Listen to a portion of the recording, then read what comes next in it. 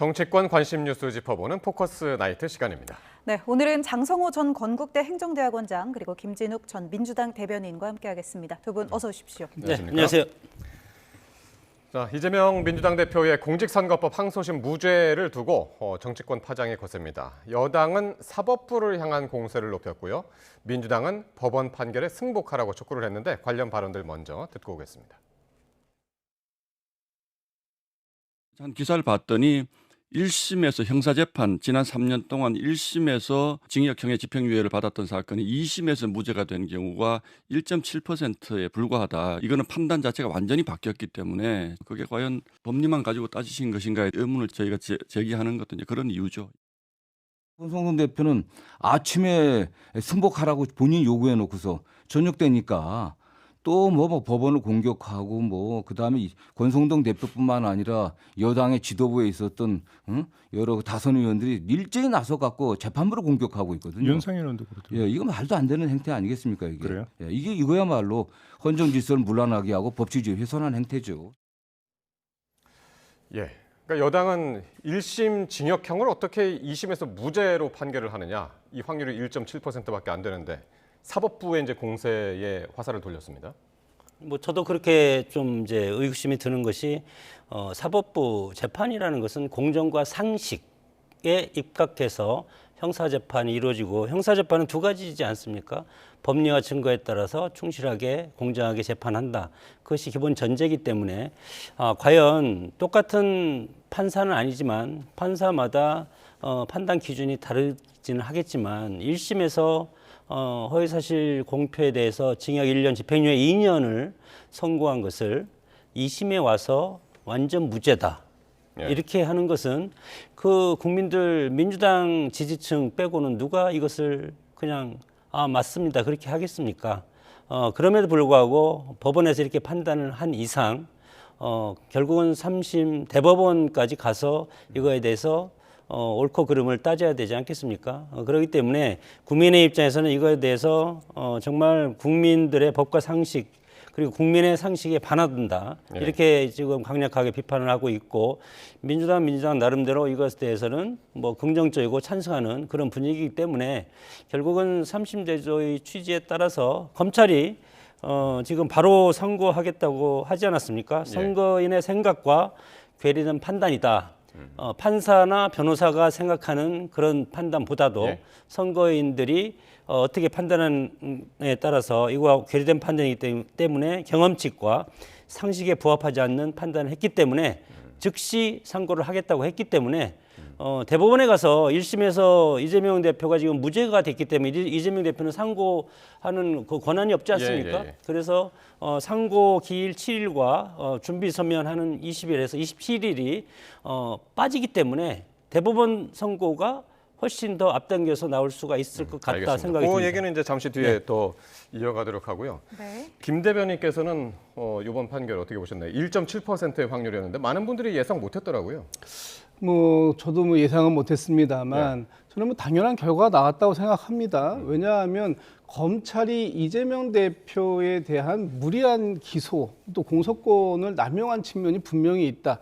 그렇기 때문에 이 부분에 대해서는 사법부가 1심 판단에서 비록 여러 가지 상황들을 변경한 그런 상황들이 있습니다만 2심 상에서 검찰의 공소장을 변경할 수밖에 없었던 그런 상황이 또 있었던 거 아닙니까?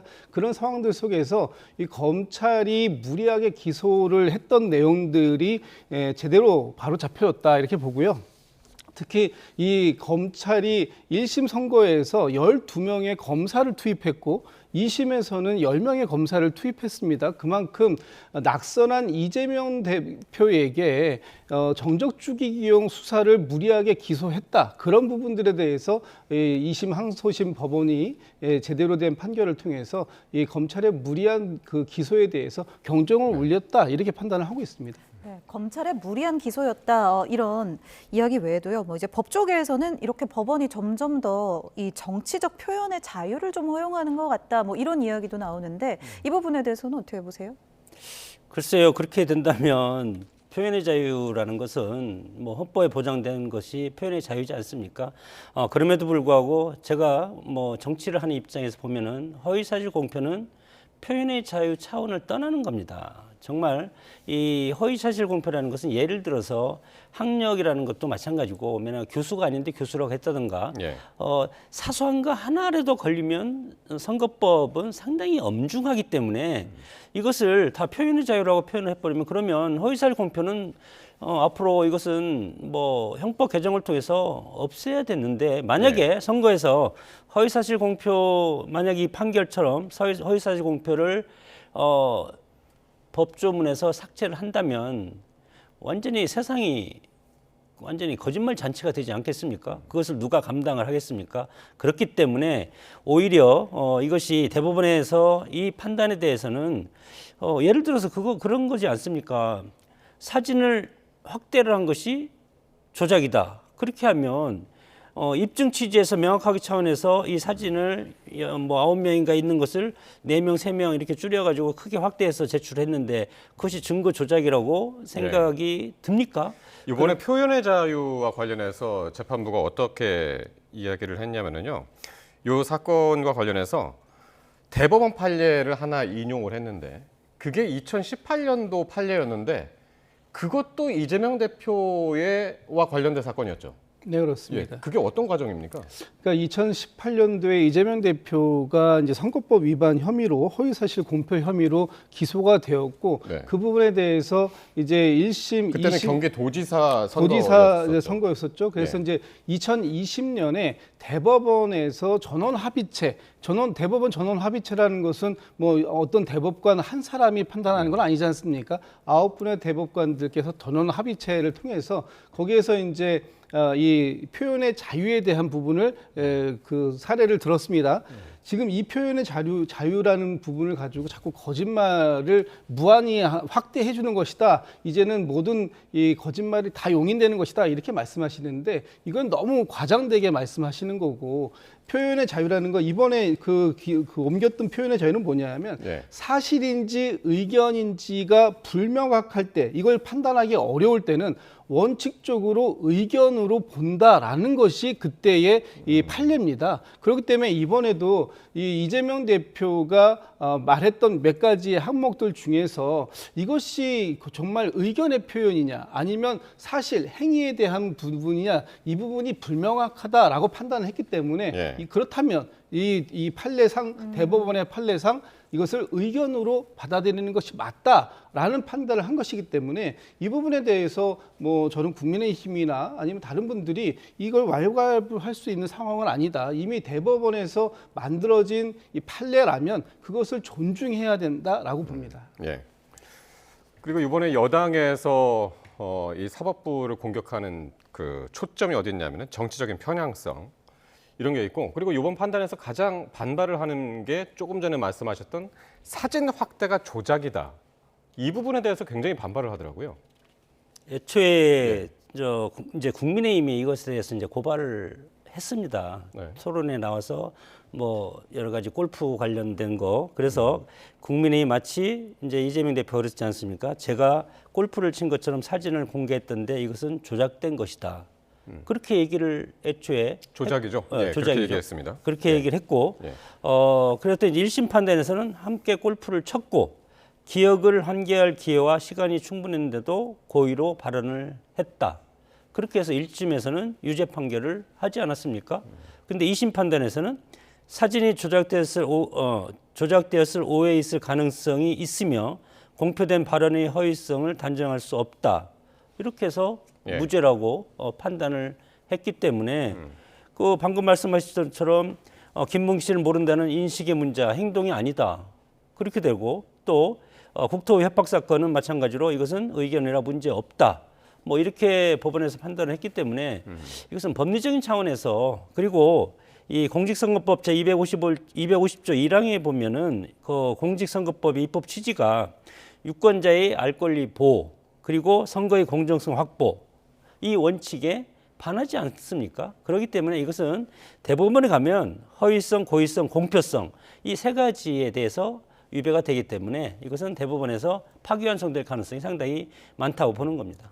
권성동 원내대표는 자기는 앞으로 클로즈업 하지 말라고 그러대요. 그것도 조작이니까. 이게 지금 그 사진을 단순하게 확대한 것, 이것을 조작이라고 한 것이 아니고요. 네. 이 사진을 확대하는 과정 속에서 뭔가 다른 의도성이 포함이 됐기 때문에 그런 겁니다. 예를 들면 오늘 국민의힘에서 페이스북에다가 이런 글을 하나 올리셨더군요. 사진들하고 해서 이재명 대표 무죄, 국민이 납득할 수 있을까라고 이렇게 올리셨어요. 그런데 지금 온라인상에서 어떤 글이 올라가고 있냐면 이렇게 화면을 클로즈업했습니다. 확대했습니다. 이재명 대표 무죄, 국민이 납득, 여기까지만 잘라서 클로즈업해서 올렸어요. 그렇다면 이것이 그 원래의 그 의미와 같은 의미로 지금 읽혀지십니까? 전혀 다른 의미로 읽혀지는 거예요. 예. 이런 식으로 의도성을 가지고 원래의 단체 사진, 10명이 찍은 단체 사진을 마치 4명이서 골프를 친 것처럼 그렇게 의도하게 만들었기 때문에 이것을 조작이다라는 것으로 이재명 대표가 얘기했고 법원은 그 부분을 받아들여진 겁니다. 이런 식으로 사진이 원래의 의미와 다른 방식으로 해석될 수 있는 여지가 있다면 이 부분에 대해서는 조작이다 이렇게 표현할 수 있다라는 것이죠. 그래서 네. 이제 대법원에 검찰에서 상고를 하는 겁니다. 상고를 이제 어제 즉각하겠다고 네. 검찰에서 얘기를 했고 그렇게 되면은 물론 대법원에서는 사실 판단이 아니고 사실 판단이라는 것은 증거를 바탕으로 해서 1심과 2심에서 판단을 하는 거고 대법원에서는 이것에 대해서 법리 적용의 타당성을 따져보는 것 아니겠습니까? 그래서 확대를 한 것이 조작이다. 그러면 확대를 하지 않은 사진과 확대한 사진이 뭐가 다르냐? 그렇게 되면은 골프 친 건 사실이지 않습니까? 예. 그것이 어떻게 보면은 사실 판단을 1심이나 2심에서 잘못했다고 대법원에서 볼 가능성이 상당히 크다는 겁니다. 그래서 네. 하급심의 허위성과 고의성에 대한 판단을 객관적 증거에 비해서 과도하게 축소한 경우 이것은 파기환송을 한다. 뭘로 하냐면 이런 법리 오해 그리고 심리 미진으로 파기한다. 이렇게 돼 있습니다. 법리 벌써 오해. 지금 대법원 판단을 내리시는 건가요? 아니 파기환송이 될 경우에 예. 그 원칙을 제가 이제 말씀을 드리는 거고 네. 여기에서 지금 뭐 우리 세 가지 판단을 하지 않았습니까? 그 세 가지에 대해서 네. 대법원에서 이것에 대한 법리적인 판단을 이제 조만간 하지 않겠습니까? 근데 이 파기환송도요, 뭐 보니까 확률이 그렇게 높지는 않습니다. 1.7%보다는 높은데 대법원에서 파기환송될 가능성이 3.7% 이런 얘기가 있더라고요. 그러니까요. 또 높은 1.7 숫자는 아니잖아요. 1.7%보다 2배니까 얼마나 높은 겁니까? 지금 우리의 지금 정치의 사법화 모든 것이 다 사법부로 가지 않습니까? 그래서 깜짝깜짝 놀라고 결과가 나올 때마다 지금 계속 국민들이 놀란 것인 예. 어떻게 보면은 이 진영 논리에 쌓여 있는 겁니다. 법의 논리보다도 내 편, 네 편, 보수편, 진보편, 이재명 대표 편, 윤석열 대통령 편 이렇게 나눠져 있기 때문에 상대방한테 유리하게 나오면 깜짝깜짝 놀라는 것이 지금 현실이기 때문에 그런 예. 현상이 나온다고 봅니다. 그러니까 이재명 대표는 1.7%의 아주 작은 확률을 뚫고 이제 2심에서 이제 무죄를 선고받았고 3심 대법원에서 파기환송될 확률이 3.7%인데 국민의힘에서는 여기에 이제 기대를 걸고 있는 상황이고요. 너무 큰 기대를 거시는 게 아닌가라는 생각이 듭니다. 대법원에서의 3.7% 그것은 지난 204명 중에 4명이 나왔더라고요. 그래서 3.7%가 된 건데 이 3.7% 안에 이재명 대표의 이 사건이 과연 들어갈 수 있을 것이냐 저는 불가능하다고 봅니다. 왜냐하면 이번 항소심 재판부가 아마 거기까지 예비를 했던 것 같습니다. 이 단순한 사건을 쟁점은 두 가지입니다. 첫 번째는 고 김문기 씨를 아냐 모르냐 하는 것과 관련된 것. 두 번째는 백현동에 대한 부분에 있어서 국토부의 협박이 있었느냐 없었느냐, 압박이 있었느냐 없었느냐 이런 부분인데 이 두 가지 사안을 설명하기 위해서 항소심 재판부가 무려 판결문을 100쪽을 씁니다. 그만큼 이 판결문을 탄탄하게 썼다라는 의미가 있는 것이고 여기에서 특별히 법리 적용이 잘못되지 않는 한 사실관계를 확인하는 건 아니에요, 대법원이. 그렇기 때문에 대법원에서는 사실 여기에 적용된 법리가 무리가 있는가 없는가, 그것이 위법한 부분이 있는가 하는 부분만 따져보면 되기 때문에 예. 아마도 3.7%의 범위 내에 이재명 대표의 이번 항소심 사건이 포함될 가능성, 저는 거의 없다 이렇게 보고 예. 있습니다. 그 국민의힘에서 저렇게 여기에 집착하는 처럼 보이는 것은 네. 대장동 사건이라든가 비리 사건보다도 이것은 표심을 왜곡한 사건이지 아닌가. 선거법, 국민의힘도 여기에 참여한, 선거에 참여한 그런 선거 과정에서 일어난 그런 선거법과 관련됐기 때문에, 유권자와 관련됐기 때문에 여기에 관심을 많이 갖고, 똑같이 앞으로도 뭐 내년에 지방선거 있고 그다음에 대선 있고 그다음에 총선 있지 않습니까? 앞으로 선거를 계속 해야 될 텐데 이 허위사실 공표에 대한 이런 판례가 잘못 형성이 된다면 예. 앞으로 이거에 대해서, 그러면 기존에 허위사실 공표로 유죄 판결 받은 사람이 민주당에도 몇 분 있습니다. 그분들도 그러면 다시 재심리를 해서 다 무죄 판단을 내려줘야 될 겁니다. 아마 그렇게 된다면 재심리 요구를 아마 본인들도 하지 않을까 그렇게 생각이 듭니다. 네. 네, 어쨌든 선거법 2심 무죄가 나오면서 뭐 대권 도전에는 청신호가 켜졌다 이런 분석도 네, 나오고 이재명 있는 대표. 상황이거든요. 네. 이재명 대표 여전히 뭐 말씀하신 것처럼 이제 여권에서는 이 사법 리스크 불씨를 또 살리려고 하는 모습도 있습니다. 직접 듣고 오겠습니다. 결국엔 국민들께서 저는 현명한 판단을 하실 거라고 생각을 합니다. 사실 이재명 대표가 여러 혐의로 지금 재판을 받고 있는데 이게 제일 가벼운 것들이었어요. 앞에서 나오는 것들이 제일 가벼운 것들이었고 뒤에 나오는 것들은 사실 훨씬 무거운 부분들입니다. 사법부는 뭐 법과 원칙에 따른 그냥 판결을 했으면 좋겠습니다. 우리 말에 운치를 기삼하는데 예. 이 대표는 운구 기구, 운도 좋고 예. 기도 세고 이재명 대표한테 별의 순간이 왔습니까? 저는 왔다고 봅니다. 윤석열이 석방돼도 우리 민주당은 이재명은 당이 단결하는 그런 계기로 승화가 되더라. 그래서 이건 좋은 징조가 아닌가 이런 생각을 합니다. 네, 별의 순간 이런 이야기를 또 박지원 의원이 했습니다. 네. 별의 순간이 왔다고 보시는지 뭐 두 분 좀 의견 궁금하네요. 김종인 의원의 별의 순간을 자꾸 얘기하는 김종인 의원의 별의 순간 뭐 맞은 적이 없습니다. 그렇기 때문에 신통력이 없는데 박지원 의원이 저런 얘기를 한다는 것은 저것도 틀릴 가능성이 상당히 크지 않나 그렇게 저는 생각을 하는데 네. 그 국민의 입장에서 뭐 제 개인 의견은 아니지만 차기 대권 주자로서 민주당의 대권 주자로서 누가 이재명 대표가 가장 손쉽다는 얘기가 있지 않습니까? 왜냐하면 선거 내내 뭐 조기 대선이 저는 열리지 않을 것이라고 확신하지만 그래도 혹시 선거에 출마를 했다면 이재명 대표가 민주당 대선 후보로 출마를 한다면 국민의힘 입장에서는 가장 손쉬운 상대가 될 가능성이 큽니다. 지금 같아서는 지금 국민의힘 지지층은 윤석열 대통령을 지지하기 때문에 다른 대선 주자들을 50%는 보지 않습니다. 지지하지 않기 때문에 지금 지지율이 낮게 나오는 것이고 이재명 대표는 30% 박스권에 오랫동안 갇혀 있지 않습니까? 네. 표의 확장성이 없고 만약에 정말 대선이 조기에 이루어져서 간다고 하더라도 과연 완주할 수 있을 것인가? 아니면 대통령이 정말 됐을 때 이 사법 리스크가 현실화된다면 그런 국민적인 압박과 국민적인 저항을 어떻게 감당할 것인가? 예. 그랬을 때 그 어떤 정권의 안정성 차원에서 대통령을 이재명 대표를 지지하지 않는 중도층이 상당히 많이 이탈할 가능성이 크기 때문에 예. 저는 개인적으로 봤을 때 이재명 대표의 최대 표의 확장은 35%.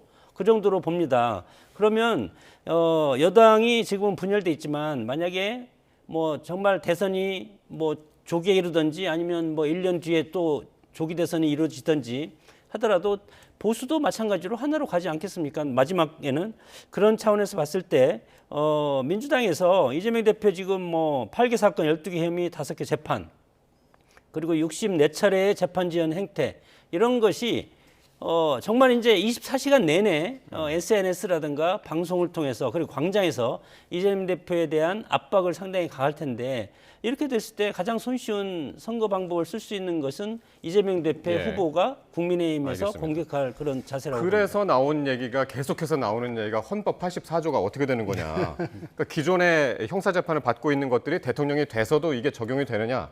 계속 재판을 받아야 되냐 말아야 되냐 이 논란으로 계속 이어지고 있거든요.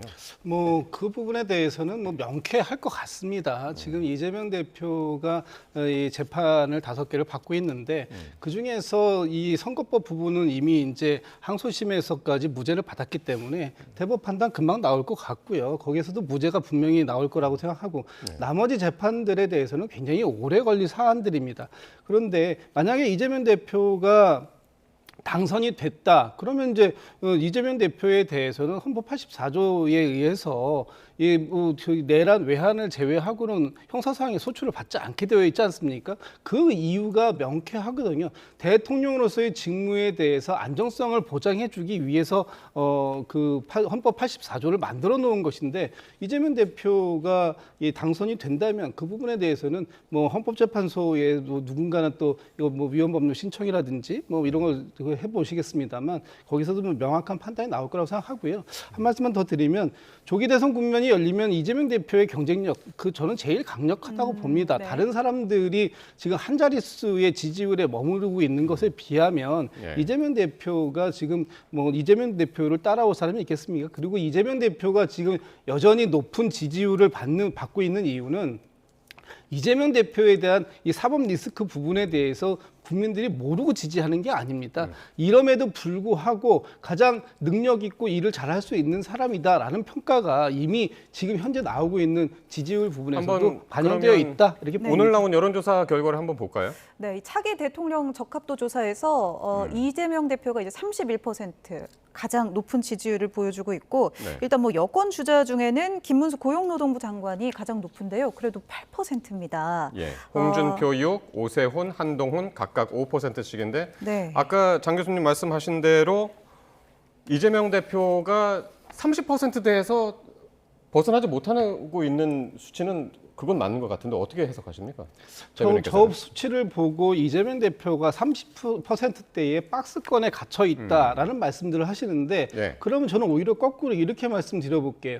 나머지 지금 국민의 후보들은 한 자리 박스권에 갇혀 있는 거 아닙니까? 저 지지율이 지금 수개월째 저 상태를 벗어나고 있지 못하는데 그렇다면 이것은 무엇으로 설명할 것인가? 과연 국민의 그 힘에서 한 사람의 후보가 결정되지 않았기 때문에 한 자릿수를 머무르고 있는 것인가? 그렇지 않다. 지금 국민의힘에서는 이 윤석열 대통령을 보호하기 위해서 국민의힘 자체가 지금 12.3 비상겸이나 이런 여러 가지 부분들에 대해서 옹호하고 방탄하고 이런 모습들의 열성이 있고 저기에 계시는 모든 후보들도 마찬가지로 윤석열 대통령과 한 배를 타고 가겠다라고 하고 있기 때문에 더 이상의 지지율의 확장성이 없다라는 것입니다. 그렇기 때문에 제가 말씀을 드려야 될 것 같아요. 네네. 민주당 뭐 뼈 아플 겁니다. 계속 28%에 31, 33 이재명 대표는 그 박스 안에 갇혀 있고 물론 국민의힘 뭐 8%, 13% 어떤 때는 뭐 그다음에 5%, 3%, 2%. 그런데 국민의힘은 1차적으로는 사람이 많지 않습니까? 그래서 좀 나눠져 있고 다 합치면 이재명 대표와 근접합니다. 그럼에도 불구하고 좀 밑돌 수도 있습니다. 그럼에도 불구하고 왜 저런 현상이 나오냐면 지금 보수층 윤석열 대통령 지지가 45, 50% 나오지 않습니까? 정확한 건 아니지만 그렇게 나온다고 봤을 때 아직 국민의힘 지지층들은 차기 대선에 관심이 없다. 그렇기 때문에 적극적으로 응답하지 않을 가능성이 상당히 크고 그리고 만약에 정말 차기 대선이 곧 실시된다 하면 대통령이 헌재에서 아직 기각인지 각하인지 인용인지 결정이 아직 안 되고 있고 매일 광화문 집회에 나가서 지금 열심히 지금 헌재를 압박하고 그리고 대통령 기각이라든가 각하를 지금 외치고 있지 않습니까? 그런 분들이 여론조사가 왔을 때 거기에 답하고 싶은 그런 마음, 민주당은 엄청 신이 나서 답을 할 가능성이 있기 때문에 저런 현상이 나온다고 봅니다. 여당에서는 그러니까 조기 대선 가능성을 계속 낮게 보는 동안 이미 뭐 이제 대선 행보까지 염두에 둔 이재명 대표가 좀 앞서 나가면서 좀 격차가 벌어진 게 아닌가 뭐 그런 생각도 좀 듭니다. 네, 얘기하셨으니까요. 윤 대통령의 선고기일 이야기를 좀 해보면 아직도 안 정해졌습니다. 4월로 이제 결국 넘어간다 뭐 이런 이야기. 이야기가 많거든요. 언제쯤 나올 거라고 보세요? 글쎄요, 뭐 가급적이면 하루라도 빨리 나오는 것이 지금의 이 혼란된 이 상황을 좀 정리할 수 있는 그런 마지막 길이 아닌가 싶습니다.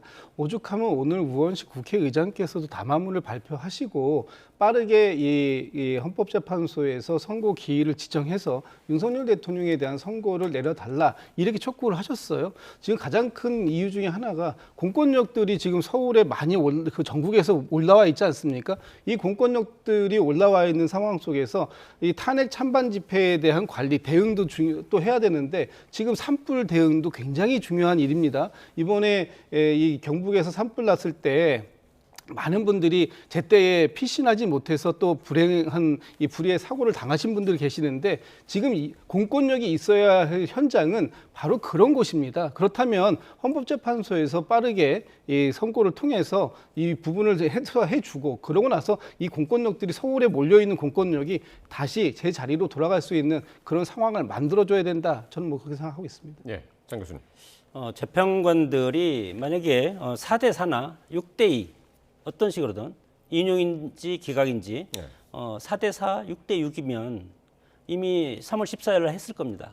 그러나 그것이 되지 않고 6대 2 말씀하시는 거죠? 네, 예. 6대 2가 기각인지 인용인지는 제가 뭐 말씀드릴 수는 없지만 그래서 지금 현재 5대 3이라든가 아니면 뭐 애매하게 되어 있기 때문에 현재 재판관 입장에서는 균등한 어떤 뭐 합의 이런 것들이 보이지 않고 지난번 그 엊그제 한덕수 총리 나올 때처럼 그런 형식으로 나올 가능성이 상당히 크지 않겠습니까? 그렇기 때문에 그것을 일단 평의 과정에서 조금 더 조율을 해봐서 만약에 안 되면 4월 뭐 저도 빨리 했으면 좋겠습니다. 이런 불확실성이 빨리 해서 산불 정국도 있고 그렇기 때문에 상당히 리더십이 이게 정립돼야 될 그런 필요성도 있다고 생각이 드는데 그럼에도 불구하고 현재에서는 이런 고민이 있기 때문에 못하는 것이고 이런 재판관의 이견이 해결되지 않는다면 결국은 한덕수 총리처럼 해서 일주일 전, 열흘 전에 이것을 할 수밖에 없지 않을까. 만약에 하지 않고 문영배 이미선 재판관이 퇴임을 한다면 이것이 한 뭐 1년 정도 장기간으로 갈 가능성도 있지 않습니까? 4월 18일을 넘길 가능성도 있다고 보십니다. 예, 넘으면 그렇게 될 가능성도 있는데 설마 거기까지 저는 상상을 하기는 싫고 그 전에 4월 8일, 9일, 10일 이때쯤이면 선고를 하지 않을까 이렇게 저는 전망을 합니다.